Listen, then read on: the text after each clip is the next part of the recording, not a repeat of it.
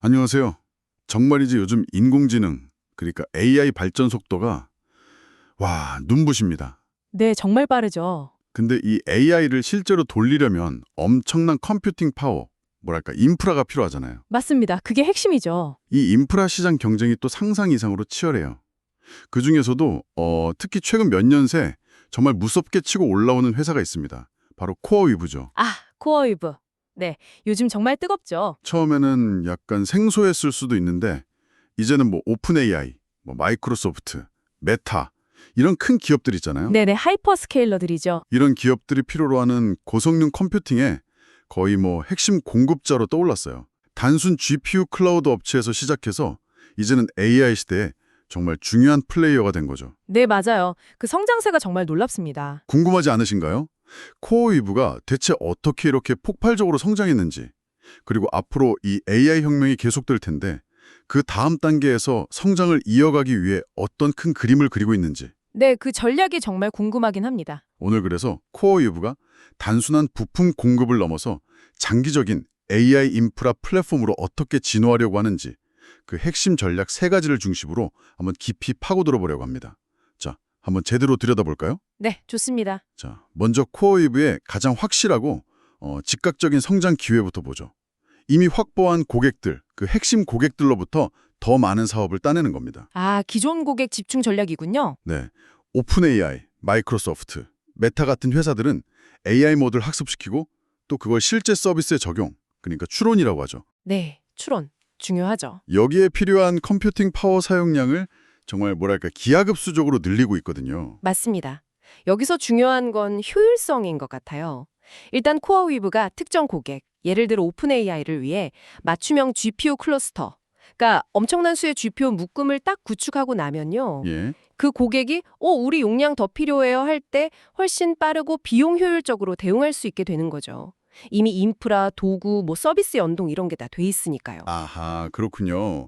그러니까 처음 고객 잡고 시스템 까는 데는 좀 힘들어도 일단 관계가 만들어지면 그 다음부터는 눈덩이처럼 사업을 불리기가 훨씬 수월하다는 거네요. 정확합니다. 각 고객 계정 자체가 그냥 하나의 거대한 성장 엔진이 되는 셈이군요. 네, 바로 그거죠. 새로운 고객 처음부터 막 설득하고 유치하는 것보다 이미 코어웨이브 기술력이나 안정성을 아는 기존 고객의 늘어나는 요구에 맞춰서 규모를 키우는 게 훨씬 효과적일 수 있다는 거예요. 소위 land and expand 전략 같은 거네요. 일단 발을 들여놓고 거기서 계속 영토를 넓히는. 네, 전형적인 방식이죠. 실제로 이런 전략이 수차로도 딱 보이더라고요. 올해 6월 30일 기준으로 코어이브가 이미 확보한 계약들 있잖아요. 단연 계약이나 확정된 컴퓨팅 약정 같은 거요. 네네, 수주장고 말씀이시죠. 네, 그거 다 합친 수주 잔고가 무려 301억 달러래요. 와, 301억 달러. 근데 놀라운 건 그 분기 매출은 12억 달러였다는 거예요. 그러니까 아직 실현 안 된 계약 금액이 어마어마하다는 거죠. 앞으로 매출이 얼마나 더 커질 수 있을지 예상이 되죠. 네, 그 갭이 엄청나네요. 그리고 그 수주 잔고는 계속 늘고 있는 것 같아요. 9월 25일에는 오픈 AI랑 추가 계약해서 오픈 AI 한 곳하고만 계약 총액이 224억 달러에 이른다고 하죠. 와, 오픈AI 하나만으로도. 네. AI 모델은 계속 복잡해지고 데이터 양도 많아지니까 필요한 컴퓨팅 파워는 계속 늘어날 수밖에 없거든요. 그렇죠. 코어웨이브는 이런 AI 혁명을 이끄는 핵심 기업들의 수요를 딱 잡고 같이 성장할 수 있는 아주 유리한 위치에 있는 겁니다. 듣고 보니 정말 탄탄한 기반을 다지고 있는 것 같은데, 근데 한편으로는 이런 생각도 들어요. 너무 소수의 거대 고객에 의존하는 건 좀 위험하지 않을까. 예를 들어 오픈 AI나 MS 같은 데서 갑자기 전력을 바꾸거나 우리 그냥 자체적으로 인프라 더 늘릴래 하면 코어웨이브한테는 좀 타격이 클 수도 있지 않을까요? 아주 중요한 지적이십니다. 맞아요. 실제로 소수 고객에 집중하는 건 잠재적인 위험 요인이 될 수 있죠. 네. 그래서 코어웨이브의 두 번째 성장 전략이 더 중요해지는 겁니다. 바로 고객 기반을 기존의 AI 연구소나 하이퍼스케일러, 그러니까 AWS, 애저, 구글 클라우드 같은 초대형 클라우드 기업 너머로 확장하는 거죠. 아하. 그러니까 기존 핵심 고객은 꽉 잡으면서 동시에 새로운 고객층을 뚫어서 위험도 분산하고 새로운 성장 동력도 만들겠다. 이런 거군요. 네, 그렇습니다. 지금까지는 매출 대부분이 소수의 그 대규모 AI 학습 작업에 몰려 있었다면 이제는 다른 산업 분야로 눈을 돌리고 있다. 이렇게 보면 되겠네요. 맞습니다.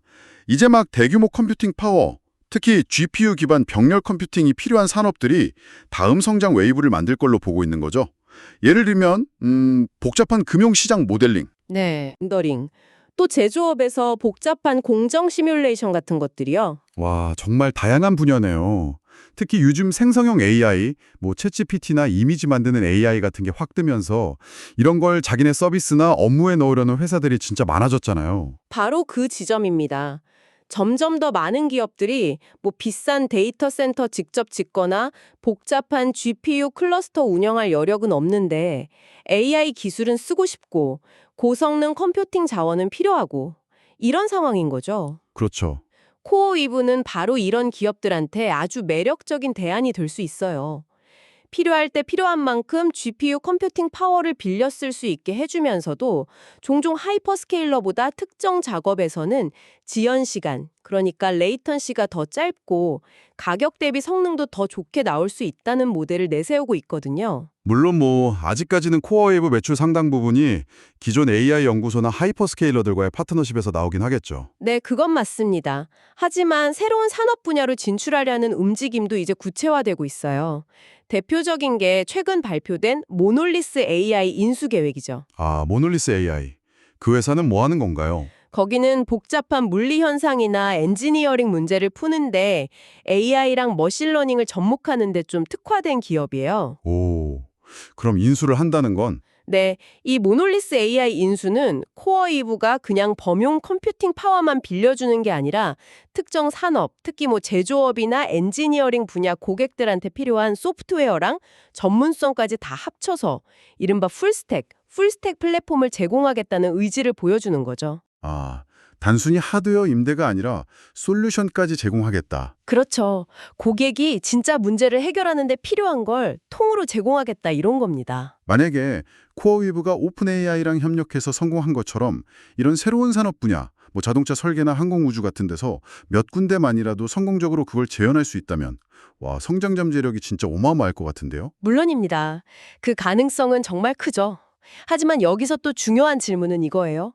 과연 코어위브의 모델이나 기술 스택이 이렇게 다양한 산업들의 고유하고 좀 특수한 요구사항들을 얼마나 잘 맞춰줄 수 있을까? 아, 그렇죠.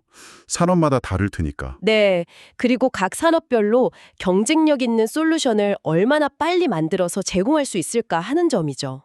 산업마다 규제 환경도 다르고 데이터 특성도 다르고 요구하는 성능 수준도 다 다르잖아요.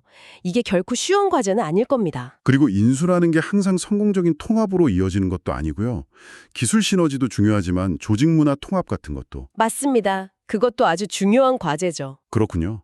자, 그럼 기존 고객 깊게 파고들고 새로운 시장으로 영토 넓히는 거 말고 코어유구가 또 준비하고 있는 카드가 있을까요?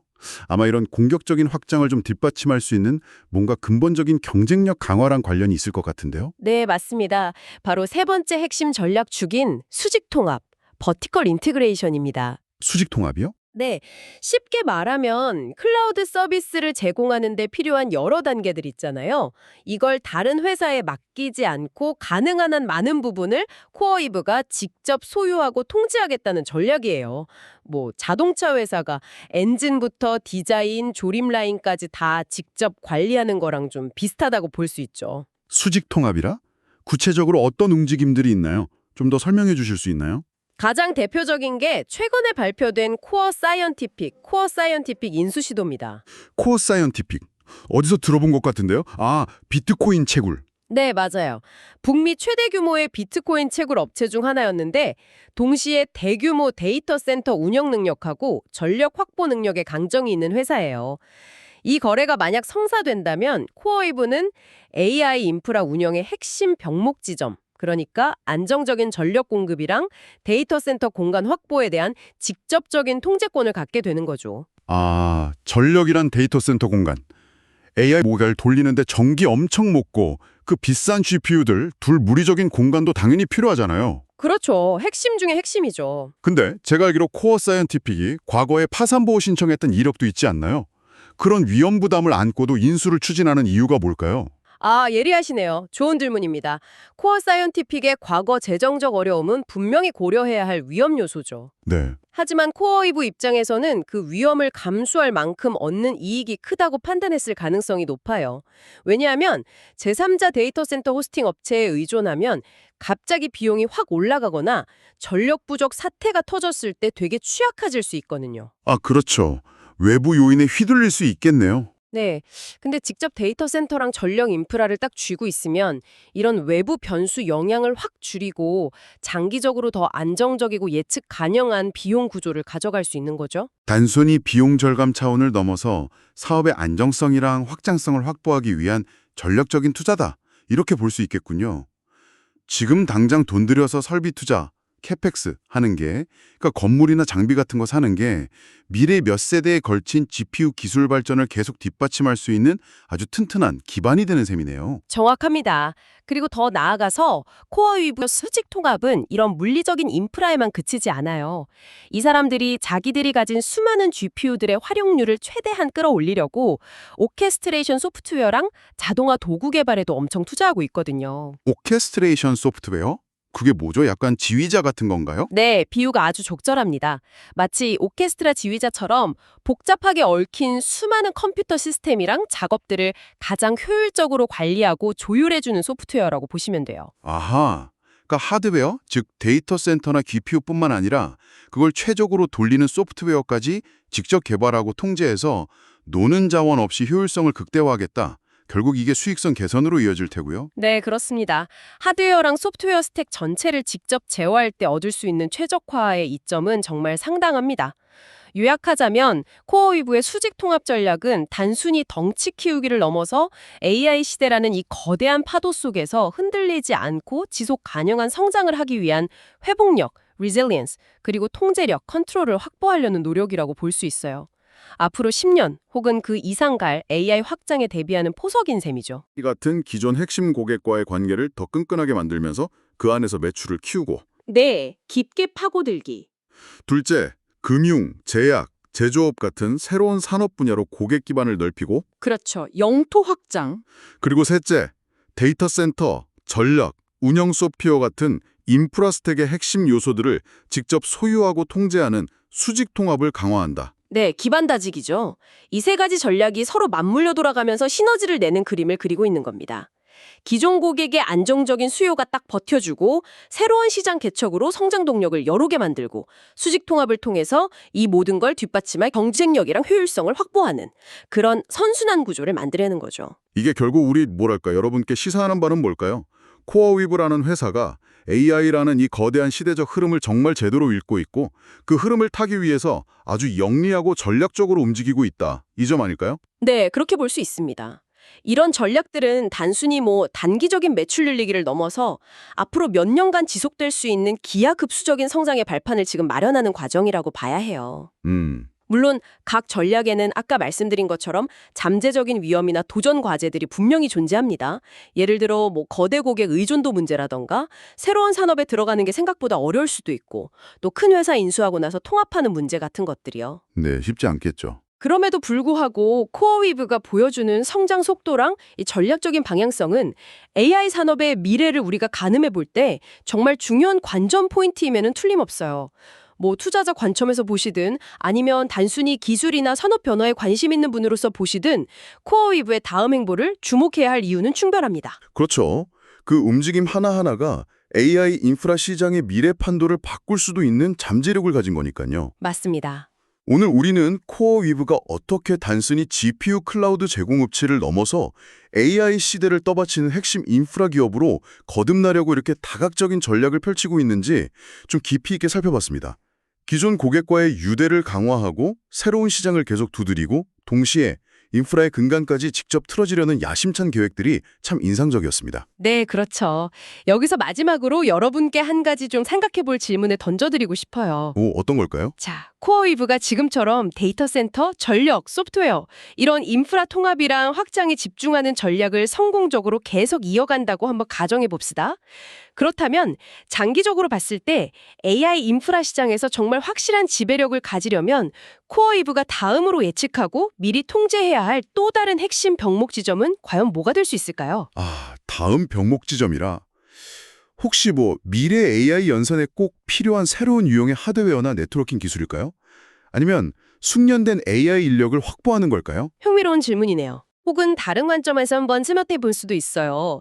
만약에 AWS나 구글 클라우드 같은 기존의 거대 클라우드 기업들이 코어이브가 잘 나가는 거 보고 자극받아서 우리도 저렇게 해야겠다 하면서 비슷한 방식의 공격적인 수직 통합 전략을 본격적으로 시작한다면 그때는 AI 인프라 시장의 경쟁 구도가 앞으로 어떻게 재편될까요?